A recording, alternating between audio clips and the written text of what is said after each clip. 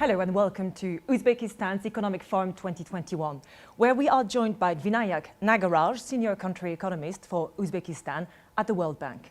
Thank you for joining us. Hello. Thanks for having me. It's a pleasure to be here today. So first of all, how do you reflect on the past 5 years since the country announced its intention to open up its economy? I mean, so one of the things, I've been here now, this is my 4th year in Uzbekistan, so for about 4 of those 5 years I've had the privilege of working here.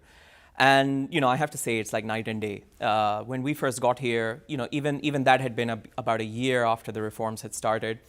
But there were, numerous challenges in the system. The foreign exchange reforms had just taken effect. The tax system was still in need of improvement. Some of the stories that I often like to tell people who are new to the country, in 2016, something like half of the foreign exchange in the country was being traded in informal markets, in bazaars, in commodity exchanges, right? 50%, that's the entire economy. Half of this economy was relying on informal, parallel, illegal markets for foreign exchange. And then these reforms happened, out of nowhere, in a surprising kind of way, unexpectedly. And within weeks, half of the economy's foreign exchange volumes moves from these illegal parallel markets straight into the formal banking system, and suddenly everything has become formalized and people are able to get foreign exchange when they want to. The tax system has changed in incredible ways. You used to, if I were hiring, let's say you were hiring me, and you needed to pay my wages in the formal system and to pay taxes. So for every 100 soms or $1 or whatever it is you want to use as a reference of my wage, you'd have to pay the same amount in taxation and labor contributions. So when you wanted to hire me for $1, you'd be paying 2. And that kind of a system was not well designed to allow private sector to grow. If you had more than 99 people in a company, you had a completely different tax system that was much more onerous, much higher rates of taxation and contributions, which incentivized companies to stay small. And so what you had was lots and lots of really small companies unable and unwilling to actually grow into big companies that hire people. And so all of that has changed in recent years. And I think the 6 or 8 months after the tax reforms happened, something like more than 1 million new taxpayers were registered into the system. People who were informally employed, under the table in contracts. Suddenly, there were no longer any incentives for businesses not to pay wages and allow these people access to the pension system. And I could go on. I mean, there are these stories, both in terms of the economy, in terms of the way regulation and businesses have changed, the way in which the rules and regulations apply to small and big businesses, making the system fairer, allowing more competition, price liberalization. I mean, in the Soviet Union, one of the most sacred prices was always the price of bread, because bread is so integral to the diet. And one of the boldest reforms that have happened here in recent years was the liberalization of bread prices. And it's something that many other countries chose to do much, much later. But in Uzbekistan, they realized that this was an important and integral part of the agricultural reform process. And if they didn't privatize or allow the liberalization of these prices, it would not work to actually allow the agriculture sector, which hires so many people and so many poor people, to move forward. Another aspect of these reforms for me, I mean, it's the economic reforms are very impressive, but really what's been truly remarkable, I think, in Uzbekistan's context is the social reforms. The way in which the state interacts with the citizen, the social contract, the rules and regulations of enforcement, the degree to which the government is kind of in your business, in your way sometimes. And all of that has changed. It's been a remarkable kind of experience here, even in the time that I have been here, because I had come after many of those changes had happened. They started with the complete, with the abolition of forced labor and child labor, which, continues to be something that, the government is making a lot of progress with. The cotton sector reforms have helped with that. But it's also the daily lives of people. You used to have very, very strict restrictions on moving from region to region.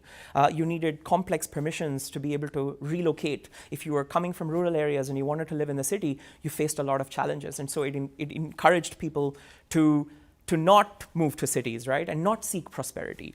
And that encouraged, and I could go on, but there's a lot of, there are a lot of these types of things that make it look like, it's really night and day.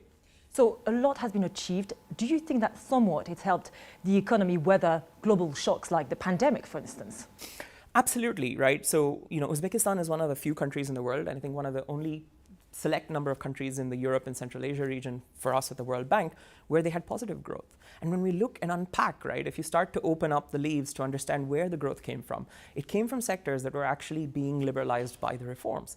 The tremendous performance in 2019 of horticulture, of tourism services, all of these areas actually allowed the economy to become more productive, to unleash this productivity that actually allowed Uzbekistan to weather the storm.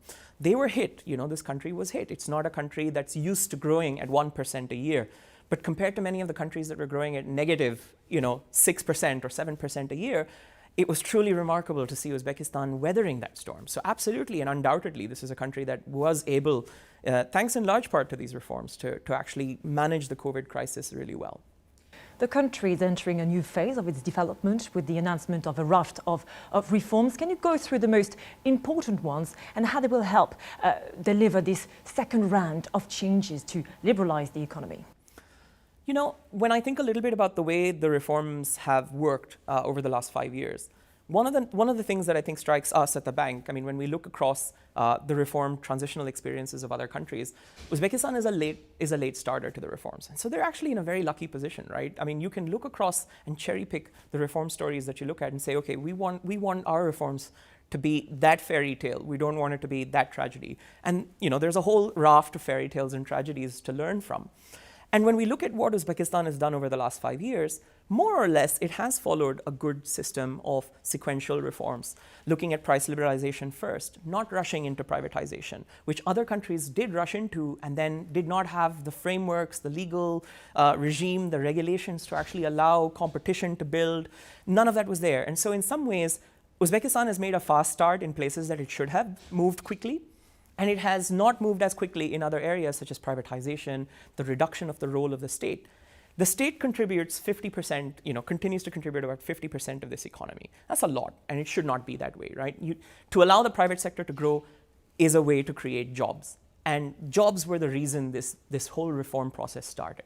There were 600,000 people looking for jobs every year before 2017. Maybe 200,000 of those people were able to find jobs, leaving large gaps of opportunity for people. Many of them women, disabled people, youth, people who could not, who were excluded. Correcting that is still something that needs to happen. It hasn't yet happened. The gap has shrunk, but unemployment is still there, and it's 10%. It hasn't recovered to pre-COVID levels. And so, the challenge now is how do you transition? It's a dance. You're in a dance, you're in a ballroom. How do you get this dance where you transfer the momentum of these reforms, of growth, of job creation from a state that has been so used to doing it for 30 years to a private sector that's productive and eager to take over, but needs that to happen in a way where it's orderly, because it can be disorderly. And what we have seen happening in other transitional experiences is that can go wrong. And so that's the challenge for the next 5 years. How do you execute an orderly transition from the state through fast but meaningful privatization, a reshaping of the private sector and continuing to remove the constraints? They can't yet access land, energy reliably, finance, where the banking system is still very heavily dominated by the state. Firms need inputs to grow. They need the land, they need the people. These investments are really what the state needs to start focusing on, liberalizing those areas, allowing this reshaping of the state. The state used to be a producer, but the state should not be a producer in the future. It needs to be an enabler of the market. The other thing that I think really is important over the next few years is putting people first. Citizens, investing in social outcomes, reversing some of the declines that have happened in human capital. Tertiary enrollment at independence in the Soviet, just at the point of the Soviet handover, was 16%, which was itself low. It came down to 9% before 2016. That's shockingly low and one of the lowest in the world. And that's been, slowly is being reversed. They're back to the 12 and 13%, but it needs to be much higher. Firms can't find the people that they need today. Putting people first is one easy way of allowing the job creation and the opportunities to come. And finally, one of the downsides of where Uzbekistan is today is that the state is so dominant in the economy, but that's going to change. But it's also an opportunity. When 50% of the economy is still under state control, and so much modernization needs to happen in this economy, why not build tomorrow's economy? Why modernize to build today's economy? And that's where the environment comes in and sustainability comes in. Uzbekistan is reforming in an era of global change.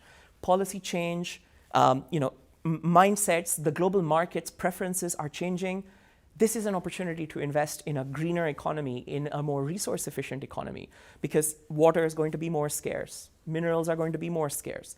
Today is the time to make that change happen. So I really think focusing on these areas of the private sector, a state transformation, thinking about putting people first and the environment are my picks for the next 5 years. And where do you think the country has a role to play on the regional and global scale? So this is a loaded question, right? Because it's something that, it's another aspect, I mean, in some ways, that I wouldn't say is directly the economics of today, but is the, likely to influence the economics of the future of this region, has been Uzbekistan's regional transformation. From being relatively more isolated in the region and kind of, not particularly having the most cordial kind of relations, to putting the region really at the heart of its thinking and transformation process. And that's been a remarkable change. And, as an economist, I can only see a market here. I see a market of 33 million people that Uzbekistan can develop, or a market of more than 60 million people in this region that Uzbekistan can start to embrace. And I think it's doing the latter, right? And so from a regional perspective, it's eminently sensible for a large country, for the anchor in many perspectives because of the number of people, that this could become a way to expand and allow the region to also move forward and take it forward, right, as Uzbekistan's transition moves ahead. Thinking about the rest of the world, I think for a long time, Uzbekistan's trade and kind of prosperity has depended on traditional historical partners. But again, I mean, this is another story that I like to tell people. Uzbekistan is living in an era where something like a third of the global population is next door through China, India, Pakistan, that's growing. And it's got 1/3 of global trade volumes that are happening in Europe. That's not actually that far away. So yes, it's a double landlocked country. And yes, being landlocked is a punishment for countries like Uzbekistan that are seeking greater prosperity. But there's a lot of value around it. So, I really believe that Uzbekistan's brand needs to be a global brand. It needs to be a global value proposition. If you can convince Koreans and Japanese to eat Uzbekistan's cherries, which they have convinced and they love them, this is a whole world, that is their oyster to trade with, because they make good things and they have this potential to actually export high quality value to the world. Finally, the fact that they are organizing the very first economic forum of its kind for the country, what does it say about the momentum for change in Uzbekistan? I think that this conference is it's a well-timed event, right? Because it's 5 years. The development strategy from 2017 to 21 under President Mirziyoyev's leadership is coming to an end. We're waiting to hear what the next strategy is going to look like. We're starting to get some of that from the announcements that are coming through. It's a really good time to take stock, right? And there's so much to celebrate. And I think sometimes when you work really hard for 5 years, I think you deserve a pat on the back. You deserve a celebration. You deserve to take stock of what has been done. And I think we should be doing that. And I think the conference is a really good time to do that. And given the kind of people that are coming here, a lot of people from around the world are actually, a remarkable number of people who are willing to actually take the time to travel in person during a very, very difficult time for global travel. They are here. And I think that itself is an endorsement. It's a signal of what people see here, the promise, the future. And that is a good example, right, of what people are rooting for. There's an immense number of people around the world, international stakeholders, that are rooting for Uzbekistan's success. But they're also a really good group of people to sit down and take stock of what needs to happen next. These are some of my ideas about what the next 5 years are, but I really do think that we want to sit and listen to what other people have to say. And I think bringing people together to actually share these experiences is something we want to do. So I think, combined, I think this just presents a great time to do that. How unique is what Uzbekistan is aiming for at the moment in terms of this raft of reforms we've talked about? We talk about this quite a lot at the bank when we think about it, because the bank has been involved in so many transitions. And I really can't, it's very difficult to actually find a parallel to what happened here in 2016 and 17. Most countries actually do this kind of transformation from a position of crisis or weakness. They run out of international reserves, they're in a trade crisis, they have a payments crisis, or, there's upheaval, there's a lot of resentment, there's uprising, there's discontent. In some ways, Uzbekistan started its transformation from a position of strength. It started from a position where I don't think anybody really expected it, so it had the element of surprise. It had 60% or more in terms of percentage of GDP in international reserves. It had fiscal discipline, and very few countries have kind of orchestrated the type of transformation that Uzbekistan is doing from that position of financial strength. And why is that important? It means that when you liberalize the price of bread, you don't have to allow poor people to pay the price for that. You can buffer that. And one of the nicest things that Uzbekistan has been able to do in this reform is use those buffers, use its position of strength, and use its, the fact that it has time on its side and there isn't a rush to actually get to an outcome because this is from a position of choice, to be able to actually execute an orderly transformation where, we've seen in other countries, in other transitional experiences, poor people get really badly hurt. And here, they've managed to buffer those costs in ways that only Uzbekistan, in some ways could have done with the reserves and the financial power that it had. Every major large structural transformation that it has effected, largely price liberalizations, electricity price increases, have come with social mitigation measures, which have kind of led to historic increases in the number of people that get allowances and benefits. So that's really where this dance of the economic and social reforms have moved so well together. It could have only happened in some ways because Uzbekistan chose that time and place to make it happen. I have to ask you, as an economist, being here at this time in Uzbekistan's history, does it feel like being in a candy shop? So one of the stories that I like to tell again here, I seem to like a lot of stories to tell. I'm new to the World Bank and I was assigned here directly to the field. And, I'm in South Indian and I have a little shrine in my house. And there's a little photograph of the person that I think did not take up this job. They were given the job offer, an internal candidate. And it's like winning the lottery to be here. And I can only say that I thank the people who did not choose to move here, that gave me the opportunity to come in from outside. Because for me, this has been the assignment of a lifetime, to be in an environment where change is happening on a daily basis, on a weekly basis. You can feel it happening and you can see the impact. In an environment where the bank is an important advisor that's being listened to, where we have this power and therefore the responsibility to provide really good advice. And we have a government that's very, very keen to make change happen. It's the holy trinity of any country economist at the bank, right? And so for me, it's like, there's going to be a lot of withdrawal symptoms when my assignment comes to an end. What could the future of Uzbekistan look like? One thing that when we think about this question, where is Uzbekistan's future? What could it look like? This is a country that's, rich in its natural endowments. But it's also lucky, unlike, say, some of its neighbors that have these natural endowments, it's also rich in human capital. It's an illustrious history of human capital. Markets, even if markets were temporarily suspended during the Soviet era and about 30 years after that, the DNA of Uzbekistan is just absolutely flush with this idea of trading with the world, of seeking prosperity, of hard work. And this comes from the Silk Road, culture that existed here. And really what my hope for Uzbekistan, I think, thinking ahead, this is maybe more a personal vision than necessarily a professional one, is really to see that mercantilism come back. It's to see, the enterprise of people being unlocked. It's to allow people to come back, their economic freedoms fully restored, and for them to actually go back to the, very important role that they used to play, and that they still probably need to play given where Uzbekistan sits in the world.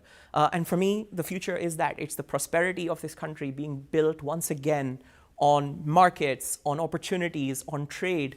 And luckily now with modernization and history on our side, the natural, sustainable exploitation of these wonderful natural resources that Uzbekistan has. Generally, people don't know much about Uzbekistan, but what could it stand for? I mean, what does brand Uzbekistan mean? I mean, this is kind of sad. It's sad that they don't know what it was because, hundreds of years ago, everybody knew what Uzbekistan was. It was it was basically the hub of trade and commerce. And so if you ask me, what is the brand of Uzbekistan? I think they've got to bring that back. They've got to be this purveyor of fine goods and services to the world, right? In the 13th century, people were writing chapters on the quality of Uzbek melons. Uzbekistan's melons should be in every fine supermarket of the world. The finest, most discerning cherry consumers in East Asia should be eating Uzbekistan's cherries because they are so good. And I think when I think about what Uzbekistan actually has to offer the world, it is this: fine tourism services, fine produce, fine horticulture. Everything that Uzbekistan seems to put its mind to, it can do a really good job of and produce world-beating quality. And so for me, I think that's how Uzbekistan should be stamping itself. Not just a supplier to some supermarkets close by, but targeting the Harrods of the world and targeting, these Fortnum and Masons, where really, really fine produce from this country can be seen and is demanded and is, discernibly the choice of people. That's my idea, Uzbekistan, the fine purveyor of goods and services to the world. Vinayak Nagaraj, thank you very much. Thanks, it's been great being here, and it's always a nice opportunity to kind of let my energy out on all these things that I think are happening here on the ground. So thanks for having me.